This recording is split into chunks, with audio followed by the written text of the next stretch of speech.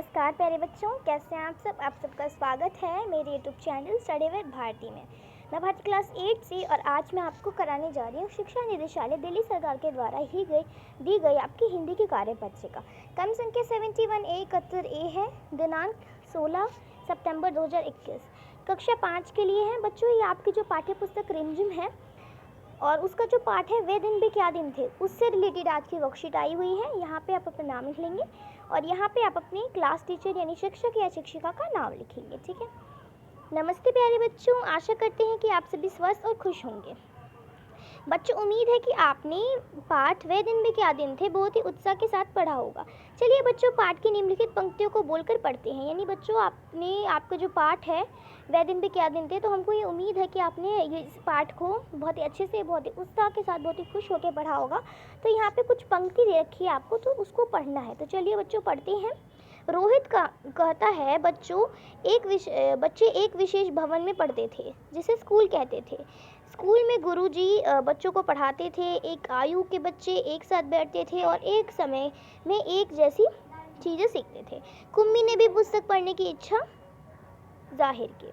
यानी कि रोहित जो है वो कहता है कि पहले बच्चे जो थे एक विशेष भवन यानी एक विशेष घर में, जिसको हम स्कूल कहते हैं, जिसको स्कूल कहते थे, उसमें पढ़ते थे।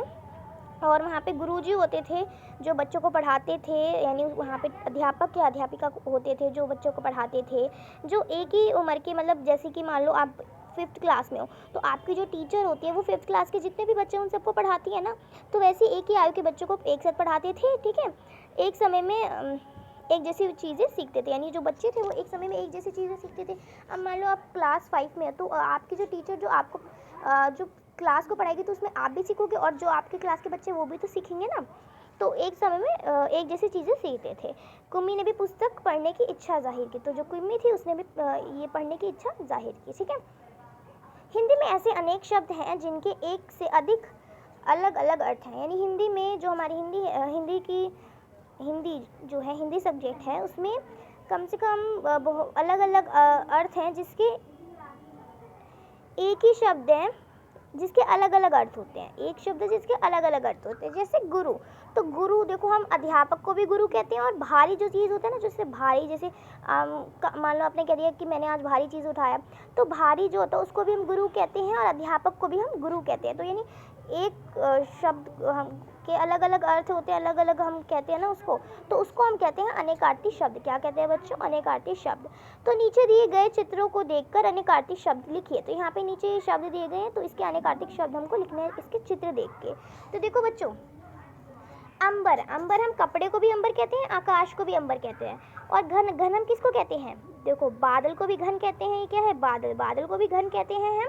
और जो डिब्बा होता है या फिर डिब्बे जैसे शेप का जो होता है, क्यूब, क्या होता है? क्यूब, CUBE, क्यूब, तो इसको भी हम घन कहते हैं। तो यहाँ पे आप लिख लोगे बादल, क्या लिख लोगे? बादल। और यहाँ पे लिखोगे आप डिब्बे यानी कि क्यूब या फिर क्यूब। ठीक है, तो ये लिख लोगे। और तीर, तीर देखो किसको कहते हैं हम? ये नदी का जो किनारा होता है, ये नदी का किनारा जैसे चित्र बना रखा है ना, तो क्या किसको कहते हैं? नदी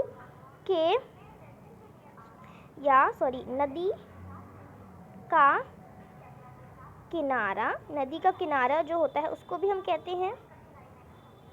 ठीक है, नदी का किनारा जो होता है उसको भी हम कहते हैं तीर।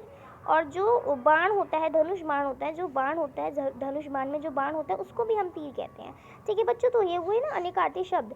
अब देखो प्रश्न 2 क्या दिया गया है? नीचे दिए गए संकेत पेटी से अनेकार्थिक शब्द छांटकर तालिका में लिखे। तो देखो बच्चों, यहाँ पे कुछ अनेकार्थिक शब्द कुछ शब्द दे रखे हैं जिसके अनेकार्थिक शब्द आपको लिखने हैं। तो देखो बच्चों, अब पहला आपका शब्द है ताल। तो देखो, ताल हम किसको उसको कहते हैं? ले को भी ताल कहते हैं, झील को भी ताल कहते हैं।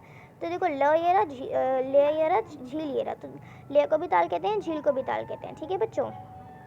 अबे वर्ण, तो वर्ण हम किस किस को कहते हैं? तो देखो बच्चों, हम ना रंग को भी वर्ण कहते हैं। रंग, रंग को भी वर्ण कहते हैं और हम अक्षर को भी वर्ण कहते हैं। ठीक है, रंग को भी वर्ण कहते हैं, अक्षर को भी वर्ण कहते हैं।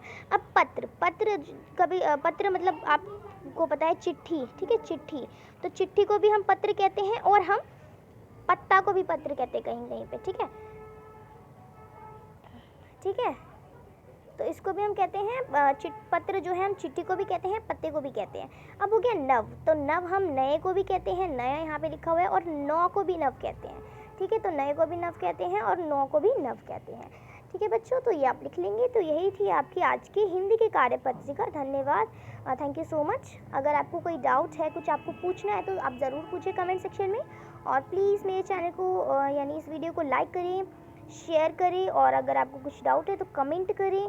और बच्चों मेरे चैनल को प्लीज़ प्लीज़ प्लीज़ सब्सक्राइब करें, बिकॉज़ अगर आप मेरे चैनल को सब्सक्राइब करेंगे तो आप मेरे साथ जुड़े रहेंगे, और जो भी मैं वीडियो अपलोड करती हूँ वो आपके पास ईजिली पहुँच जाएगा। ठीक है बच्चों, और अगर कोई डाउट है तो आप कमेंट सेक्शन में ज़रूर पूछें, और ज़्यादा से ज़्यादा इस वीडियो को शेयर करें, ताकि और भी बच्चे मेरे इस वीडियो में से अच्छी कार्यपत्रिका कर सकें। ठीक है, सो आज आपकी 2 वर्कशीट आई है, ईवीएस की भी वर्कशीट आई, तो हिंदी की मैंने करवा दी है। ईवीएस की वर्कशीट मैं आपको थोड़ी देर में अपलोड कर दूँगी। ठीक है, थैंक यू सो मच।